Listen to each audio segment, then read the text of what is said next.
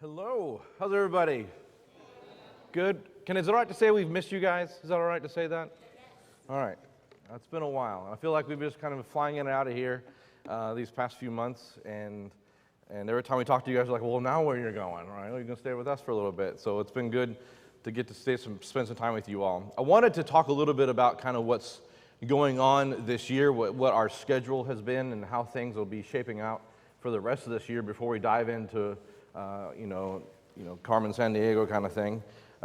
So we have designed answering Macedonian calls as far as Kara and I's involvement with it to be set up in a way that where these first few months of the year, January, February, March, we have this time to be here in South Florida and to be in South Florida a lot of time, but to be traveling to other areas. So I don't know if do you guys pay attention to the weather in other parts of the world, or you're just kind of like, we're good? Do y'all pay attention to the weather in the northern states?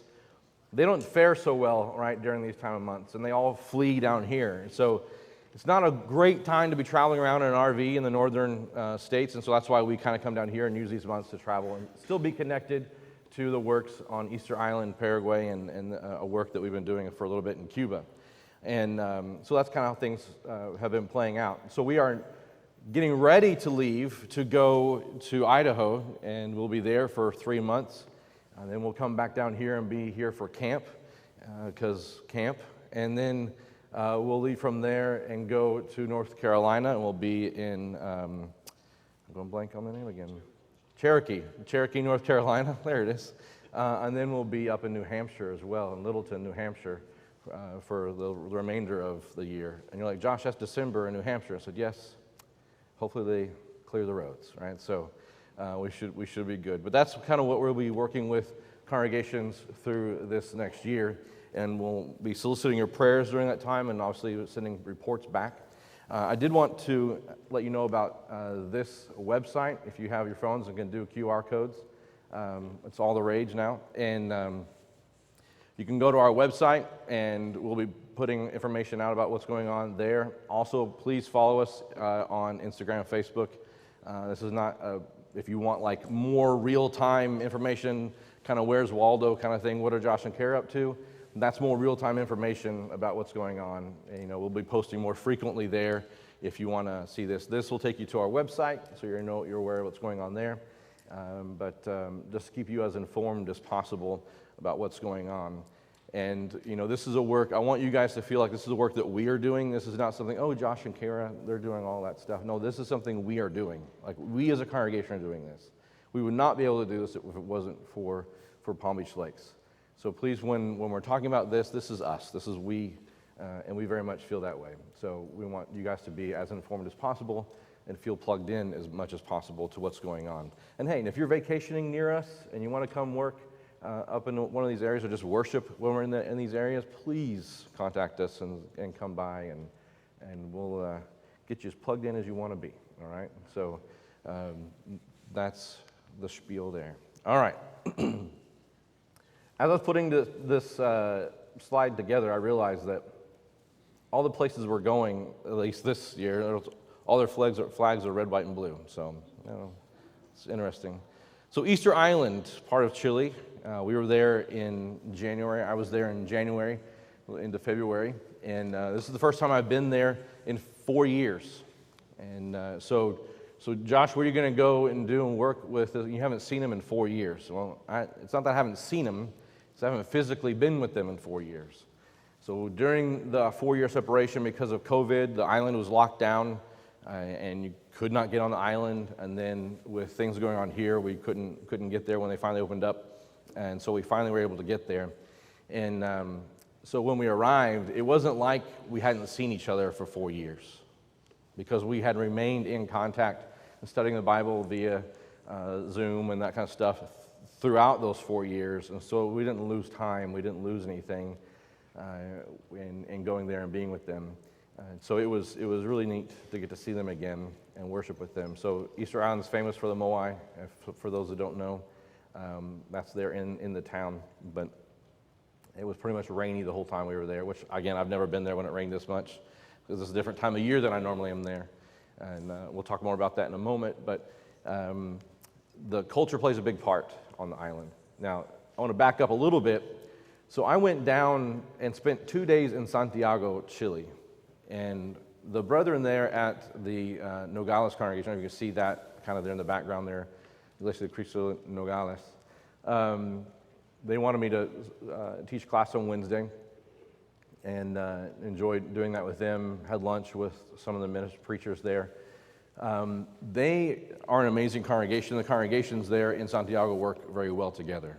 So they have something where they have every fifth Sunday, all the congregations, or a lot of the congregations in the Santiago area, get together and worship in one place. And the contributions from that fifth Sunday contribution goes to mission work, Missions Chile, all over the Chilean continent, or Chilean nation.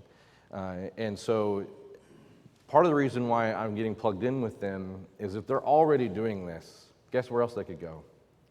Maybe Easter Island, right?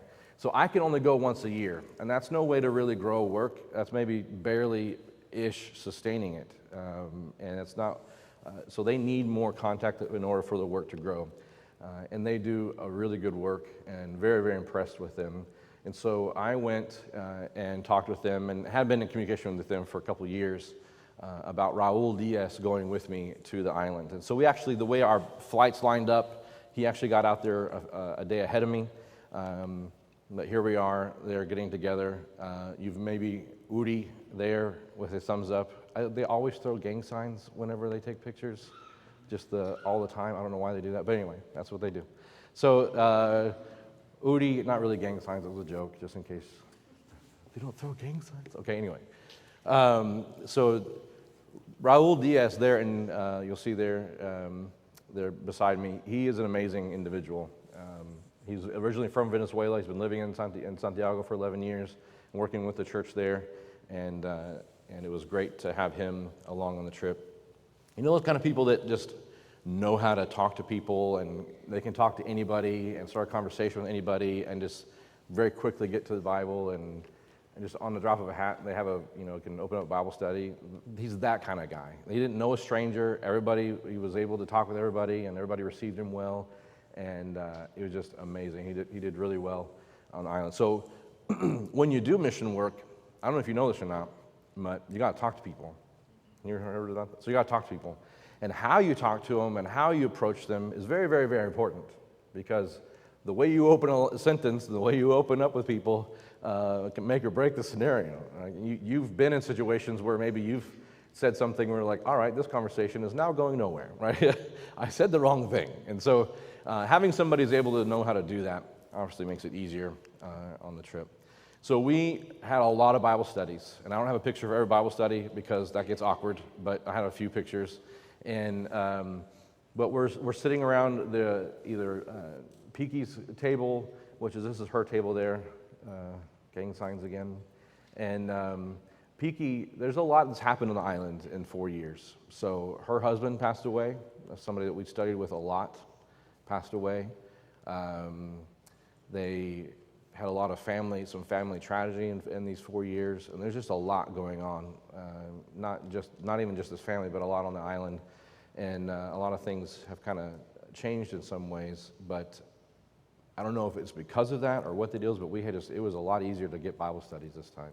It was not as difficult to sit down with people and study the Bible with them. So we were pretty busy studying the Bible, sitting around tables, and that's any table we could sit around and any time we got a chance. And sometimes we were just standing around talking with them and opening the scriptures with them. So this is her name is China. That's obviously her nickname because Maria Vasquez is long. So they all have nicknames. And so we studied with her a couple times, and very receptive. The area we're in right here is kind of a market where they sell stuff to the tourists, and so we come through and try to come through when they're not busy and sit down with them and study the Bible with them. It was the same way that we got in touch with Piki originally, and that's how she was originally baptized, and so we continue doing that. It's not, we have not found that on the island they're receptive to go around passing out information. We've not found that to be as receptive. Just going around and talking with people has been the easiest way of doing it. Imagine that, right? So that's been the easiest way of doing it there on the island. And then who you know, contacts through people. Because with an environment like this where it's heavily tourist-based, you have to do something to get beyond just being a tourist, because they see us and they see tourists. And so you have to, if you drop names, you're like, oh, well, you're different. You know people and you know things that most people, tourists don't know. And I've been there long enough to talk about how things used to be, right? Like, well, didn't they used to have this over here? And I'm like, how do you know that, right? So anyway, those are all things that you do to kind of get the conversations going. By the way, sorry, pause. I wanted to let you know, like, we have a lot of information to get through. I do want to have time for questions and things like that. Exactly. For questions at the end. So if you guys have questions, be thinking about them, write them down, anything. But I do want to get and open it up to questions for you all as much as possible. Again, more Bible studies here with Piki. Anita, you see, she's there at the back. Anita's a member of the church. These are all members here. She actually is 80-some years old. It's, I don't know, ish. It's polite to say that.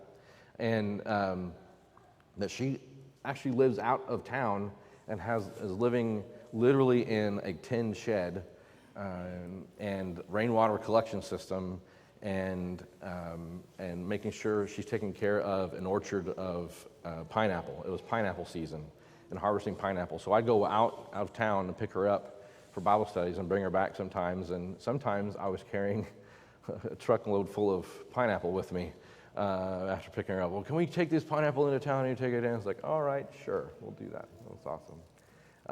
So anyway, but hard worker, but still wanting to do as much as possible to be involved in these studies. And so Raul's teaching class that night. So we have Bible studies for the day with different people, but always trying to get connected with Uri and the rest of the Christians there on the island as much as possible. All right, what is this? All right, I told you I'd never been on the island at this time of year. And part of the reason is because of this. So they have every year in the beginning of January, second week of February, it's called the Tapati. And they practice their cultural heritage going back to the Tangata Manu, the Birdman religion.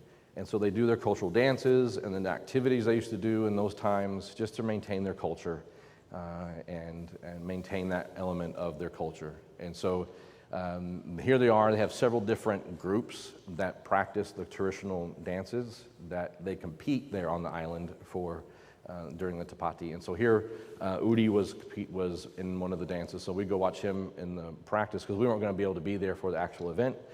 And so we'd go watch him practice. And some of the other people we were studying with were practicing as well. So it was kind of like people would come and watch just the practice sessions. And so this is the cultural center there in the middle of town, and they're practicing their dances. Culture is important. It's understanding people's roots and where they come from and how they think and is very, very, very important for you to be able to talk and speak into their lives. And so these kind of things, while you might, well, that's not important. Why are you doing that, Josh? They need to know that I'm interested in them. And so learning is a two-way street here in these kind of environments. I'm learning about them and they're learning about the Bible. And when you open up that line of communication, you get to speak more and teach more. But if you're shutting it down, it's like, I don't care about that, and all of a sudden then they don't care about listening to you either. So it's important to know these kind of things. This is sort of I think it was a despedida. I think this is when I was leaving the group together. The guy in red there on your left, and he's doing the bunny ears there. I just don't realize that. That's Uri's brother, and Cachulo is what his nickname is. Fernando is his real name, but he's one I've been working on a lot and trying to get with him, and so any opportunity I have to talk with him and do anything with him, I jump on it. And so I went into town and bought a couple of fish to make ceviche one night. And so he was out there already doing, he was cleaning a cow head and getting the meat off of it. And so I was helping him hold it so he could cut it up and stuff. because you do those kind of things. And I was like, hey, well, you're out here doing this. Can I grab those fish and we'll clean them? And he's like, sure. So went and got the fish, and I knew how to clean fish, right? But can you help me clean these fish? So I get to talk with him. Well, we're cleaning the fish, and he's like, oh, this is good. Like, okay, let me just back up a little bit.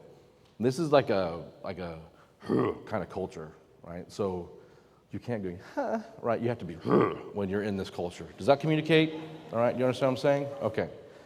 So he's cleaning the fish, and he's like, oh, this is good. He grabs something out of like the intestinal area and like pops it in his mouth. And so, oh, you got to try this. All right, so I try it. And I was looking at what I was looking at these things, trying to identify what I just ate. Sometimes you just don't want to, but at that moment, I recognized, like, this fish over here, that was a girl fish, because you see the eggs. And then you're looking over here, and it's like, oh. So I looked at Cachula, I said, Cachula, is this a boy fish? He's like, yep. So it wasn't the girl's eggs I was eating, the other part. I'll let you fill in the blank there. So yeah, wouldn't recommend it on a regular basis. But anyway, so you do things like that to kind of get in. You have to be in some moments and do things that you wouldn't otherwise do to maintain those kind of connections. Sometimes it's a test, and you never know. So anyway, we're still working on him. He's had a lot of issues in his life, but he's just not quite there yet. Some people, it takes a little bit longer to earn their trust, and so we're working on that. But we also have Rosie sitting there in front of Cachulo. She was actually just visiting the house because they rent out different rooms and stuff, but she was around a lot of times. Now, she might kind of step away when we had a Bible study, but she was hanging out with us and talking with us, and so you never know how many people you're actually going to be able to influence. Actually, we baptized a lady one time who was staying in the house several years ago, and so you just never know what kind of influence you're going to have in that time. So that was Easter Island in the 2 weeks we were there, and it was very, very beneficial. And so we're setting up to where the men from Santiago will be going over, traveling, and hopefully up to 4 times a year they'll be going over to Easter Island. So that'll be huge. So that was the point. So it was that was to reconnect, establish connections with the church there, see how it was going to work with the brethren from Santiago going over, and then establish that kind of connection. So that worked out really well. So we went to Matanzas, Cuba. This is one that we've been there once before. Matanzas, Cuba. Matanzas is sort of like a state or province of Cuba, and so we'll be actually in a couple cities in this area, and I'll tell you when we're at different cities. But I started going last year, and we got in touch with Gary Dull. You've seen him, maybe some other pictures. And then one of the elders with the congregations he worked with there is Leon. Some of you guys that went on a mission trip know these guys. Both very awesome individuals. And so Leon's going, he doesn't speak a lick of Spanish, but he knows how, there are people who from coconut shells can make a radio. You know what I'm talking about? Some of you know what I'm referencing. You guys have no idea what I'm talking about. But MacGyver kind of people. Is that MacGyver? Anybody? MacGyver? Y'all know who MacGyver is? Duct tape? Okay, all right. So there are some people who can just do anything, and Leon's one of those guys. And Cuba is a place where you got to learn how to do anything you have with the resources you've got, because you don't have a lot coming in. And so he's coming down to help kind of certain projects that they had that needed his help with. So like repairing old Russian pumps and generators and stuff from just whatever parts and pieces you find laying around. They build their own lathes and stuff so they can turn pieces and do stuff. So anyway, so he's that guy. And there's me, who translates language and culture. So we are in Matanzas, and this is the city of Matanzas in the area of Matanzas. It's sort of a tourist area. It's on the cusp there of a tourist area, Veradero. And it's an interesting town, and a lot of history there, but we don't have time to go into it. We've talked before about the finca, or the farm, granja in Spanish, and how the church owns this property. It's in the name of the church, and they use so we have corn and tomatoes planted there, and they use these to give food to members of the church, especially people who don't have a lot of things. I was riding later on at the end of my trip. I went back to Matanzas and spent a Sunday there in Matanzas, and we were taking a family home. This is a family of 6 with one on the way. So 7? I want to say 7. God says family of 7. So we were taking them home because it's like a couple miles to get home, and they're living on an abandoned barracks that got turned into a way to, some housing for underprivileged people. And they would sometimes walk those 2 miles to come to church, new converts. Guys, let me just say, like in general, we have 80-year-old people walking 10 blocks to go to church. Families like this walking 2 miles to go to church. I know I'm speaking to the choir here, right? But if you're listening later because you felt under the weather to come to Bible class, other people do other things. So anyway, so we were taking them to back home, and the preacher asked the questions, what are you guys going to have for lunch? And they're like, oh, well, kind of hemming and hawing. They weren't, they didn't want to say they weren't going to have much. And so he starts saying, hey, you're going to have, sorry, just a second, practiced and then still doing it. So you're going to have spaghetti, you're going to have ham and that kind of stuff. You're going to have, sauce de tomato, you're going to have tomato sauce or whatever. And you're like, oh, no, they started laughing. We haven't had any of that since before the pandemic. And I knew he had something. He wouldn't be, asked that question. And he had a bag to give them, which was all those things. And it was like Christmas to them. Spaghetti, ham, like canned ham, and tomato sauce, right? Hadn't had it since before the pandemic. So the church has this, so they can give food to people specifically like that. And some, members need those kind of things. And so they have this, and because the church is giving it away and giving it, and the state has actually given them more land to manage, and the state has allowed them to go into orphanages and stuff like that, where nobody else gets to go, because the church plays by the rules and that kind of stuff that the government has and allows them to do these things. That's a biblical construct if you read through Timothy and talk about how, despite the government not being as shiny as maybe they want it to be, they play by the rules, and the government gives them these things and allows them to do different things.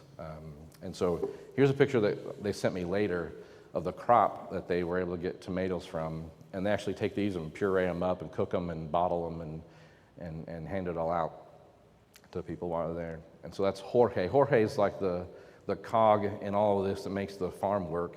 He grew up out in that area and knows all the people, and so he makes all the things work. He and his family is a huge heart, and he also preaches, and we'll talk about how that works in this community. But anyway, very, very busy, and he's always going. So a bus.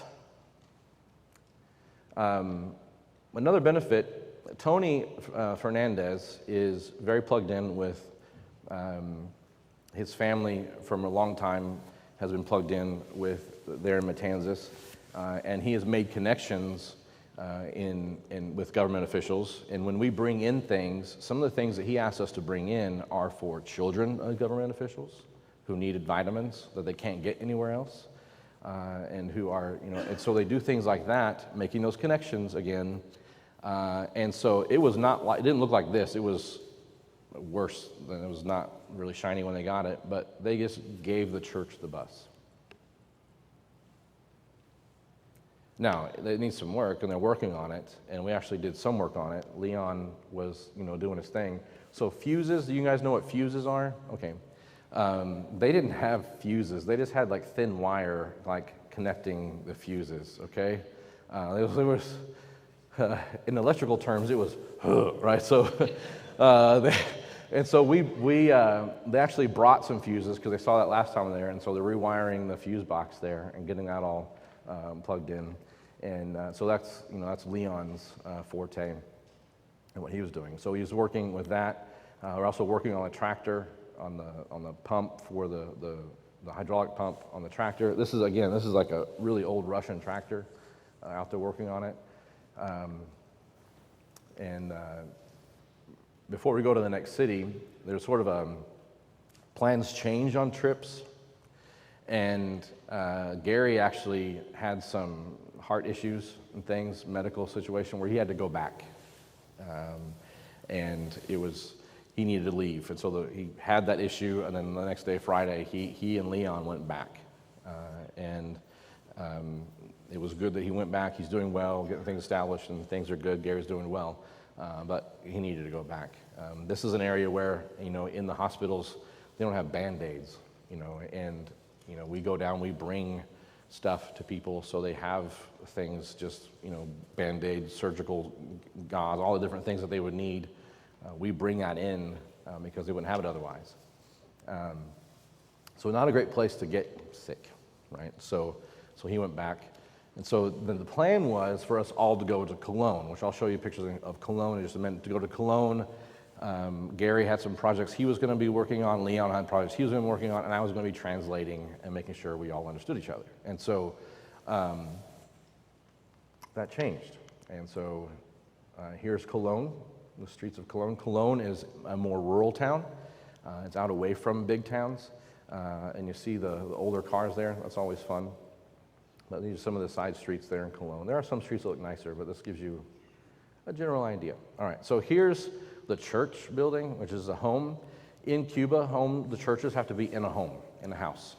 And it's not, you can't have like a church building, per se. And things are relaxing a little bit. Governments are relaxing some. It's not as strict as it used to be. But generally, this is how it works. And this is Orlando and Oslaida. Orlando's 68, 72, somewhere in there. Oslaida is in there, all right? So, but he's working. And I was talking about the preachers in these areas, and so it's cost-effective, or cost-wise, it's difficult for all the congregation of a town to get together in one place.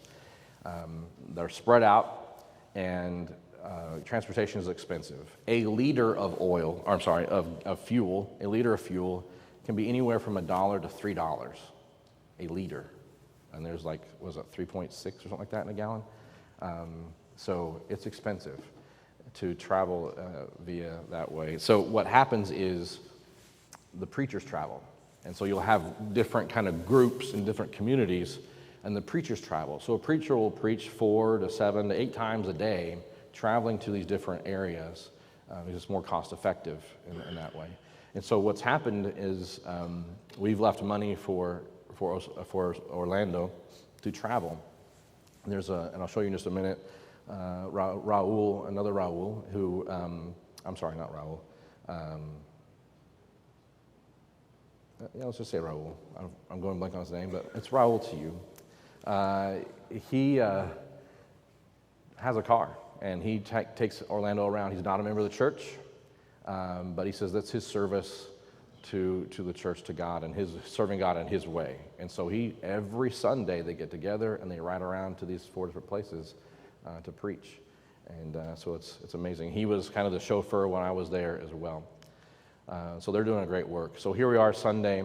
So the plans changed. And so when I got there, Orlando was like, "So what are we going to do?" And I said, "Well, Orlando, I am not MacGyver in any way. I think you guys can work on these projects. I brought the materials that they had intended to use there. I think you guys can work on these projects in your leisure, in your time, and find somebody to do these things. I'm just going to shadow you. Like what your week is, I'll be there with you, and we'll do everything you normally do. You tell me what we were going to do, and that's what we'll do." And he's like, "Oh, wow, okay, let's do that." So we went on Sunday to 4 different places. I preached 4 different times, and he led singing, and we kind of did that. So this is the church in La Vega, not Las Vegas. There's only one Vega in this town, all right? So La Vega, and that's how I remember it, otherwise I wouldn't remember it. And so great congregation, and we're worshiping in a member's home. And that's where you go and you worship in these homes. Here's a picture of the congregation there. And the driver there in your far left, there in the plaid, he's there with them as well. But he drives Orlando around to all the different places. And a neat, really, really neat guy. Really, really good, great heart. Here we are there in the congregation. You saw the picture outside of the house, and there's basically 4 rooms that are kind of like one hallway, and the preacher kind of stands in something like this in the hallway, and there's a room right here, there's a room right here, and a room right here, and you're preaching to all 3, but none of them can see each other, all right? So it's kind of fun. So anyway, so we're worshiping there together. And it's interesting, I came to the congregation here. Do you know the word bienvenidos? It means welcome, right? Some of you are like, yeah, I know that word. All right, that's first semester Spanish, okay? Bienvenidos. And so I walk up to this guy and shake his hand. He said, bienvenidos. I said, oh, thank you very much. What is your name? He's like, bienvenidos. So I was like, no, maybe he's just, he's an older guy. Maybe he didn't hear me. Maybe he's, a little different. And so I said, oh, thank you very much, but what is your name? And he said, my name is Bienvenidos. So I'd never met somebody that their name was Bienvenidos. I said, well, I guess your mom was welcoming you to this earth, all right? So Bienvenidos. And so everybody, but when that was happening, when something's going down and everybody's looking at you, it's like, I'm doing something. And everybody was looking at me because they knew what was going on, that I was not understanding that was his name. And so as soon as that happened, everybody started dying laughing. So it was fun. All right. Here we are at another group. And this one's pretty far out and takes a while to get out there. And this is down a long road that gets worse every single time I go. They don't maintain their roads. And we were riding around, I think it was a Plymouth 64, something like that, Plymouth, with an Isuzu inline 4 diesel engine in it. It was awesome. This man, if you remember, you probably don't, but last time I reported, Ezekiel and here was baptized at 89. Here he is, 90 years old. And there are people you go to visit that sometimes you feel like you got more out of it than they did. Not a lot of people visit because he's kind of out a little bit and older. Not a lot of people visit him. And so it was just awesome to sit and listen. And although he's only been a Christian for 1 year, he had a lot of Bible knowledge. And he had a lot of things, crazy things happen to him in his life. And so it was interesting just hearing him, again, his story and the things that he's gone through. It was very, very encouraging to listen. And, sometimes you can be an encouragement to people just by sitting and listening. And here's a Christian that needs somebody to talk to. And he's like, I'd love to be able to. He's like, he has people there in that home with him, but you can't talk about the same kind of things that we can talk about, right? We can talk about God. We can talk about how God's worked in our lives, and we can talk about those things together and encourage one another. He didn't have that person to do that with. Orlando visits him from time to time, but he says it's just nice to talk with people. And so we did that with Ezekiel as well. Here we are at another group, and we're doing out to this group to do a Bible study. The guy there in blue, standing, I think it's blue. Let me just do this. This guy, all right.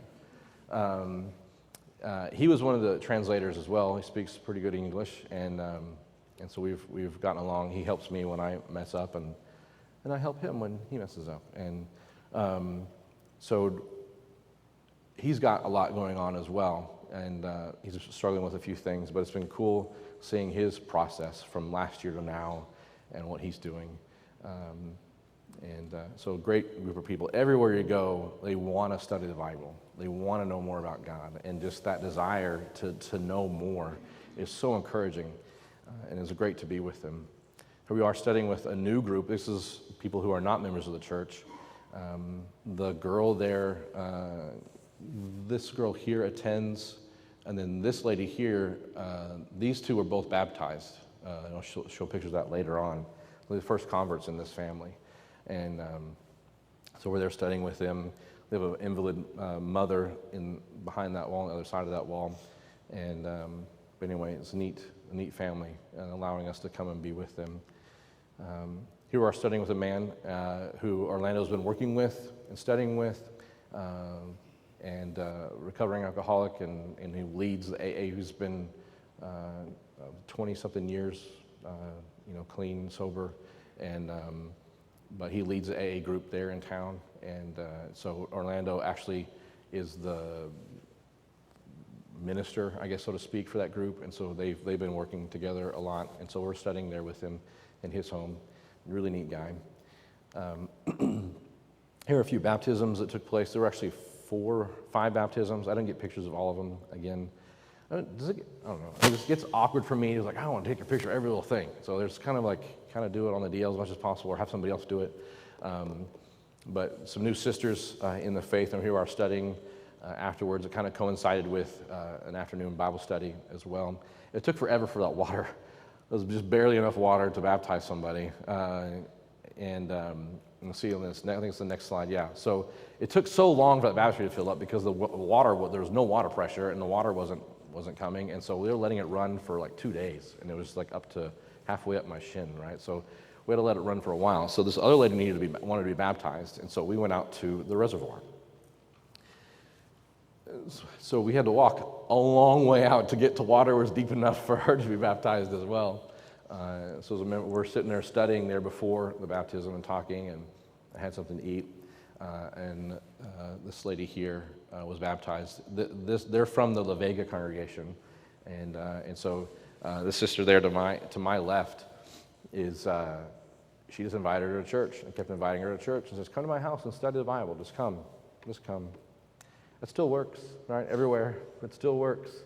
And she came and she wanted to be baptized. And I will say that these baptisms were not like I personally studied with them and I did all the stages. They were things that Orlando had been doing and working on, and a downside. As much as you try and say no, Orlando baptism, Orlando, you need to do it. Sometimes they just want the American to do it, right? That's the downside sometimes of things. And so they wanted me to baptize them, but Orlando had done the legwork on these. So are we really that close already? Good night. Okay. So I had to be involved also, and the American was there, and I had to be involved in the wedding. Looked like a clown, but anyway. What do you call it? Anyway, I didn't like it, but they wanted me to be a part of it. But we were back there, and I preached there Sunday and working with the church there. And if you want to talk more about that, there's a lot going on there. So Paraguay in 5 minutes. We got there, and again, the purpose of this trip was to reconnect with I've been there 2 years, Karen had been there 4, reconnect with the church, with our contacts that we continue to be in touch with, and see how a new work is going in Rock Alonso, another part of town. And so we got there, and that first Sunday they had, just out on the farm, kind of, everybody came together to worship and study the Bible and had hamburgers and that kind of stuff in 104-degree weather, ladies and gentlemen, 104 degrees. It was so hot. It was like that the whole time we were there.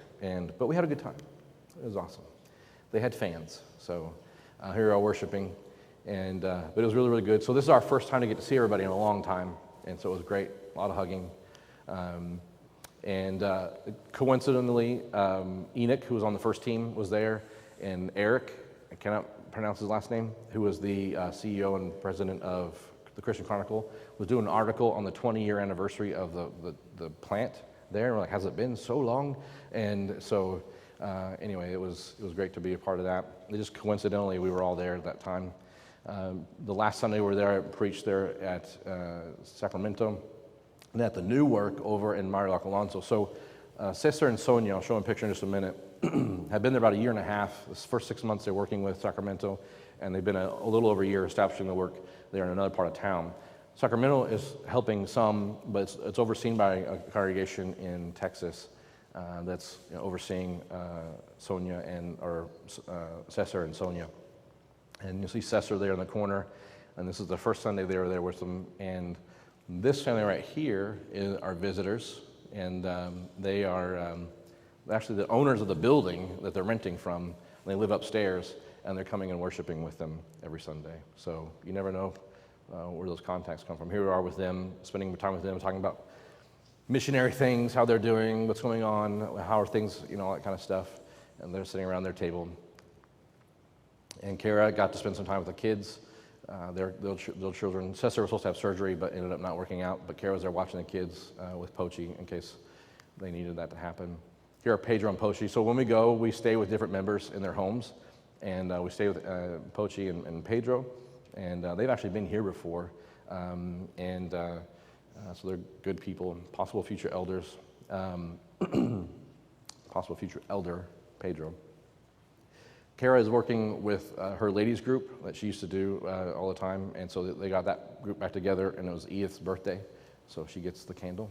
And also Kara's making the rounds. So we all had different Bible studies that we would do every week, and one of those Kara had with Rosalba, and so he was out there with Rosalba at her home. Ike and Nora Yegros. We stayed some time with them. They've been here. That's Maori Yegros, their parents. They're down working with the church down in Coral Springs. So we spent time with them as well. So all these are connections, planting ideas for future works, future possibilities, and making connections with people that we study with on a regular basis, and seeing how the church is doing. It's important for that, to see how the church is doing and what can we do to help, if anything. Questions, comments, shout-outs? Nothing? I think we're out of time anyway, so we are. All right. Thank you very much. Again, please check us out online if you want to see regular updates, Facebook, Instagram, and call us, text us, smoke signals maybe, but we're willing to anytime. Thank you very much, guys. Appreciate it.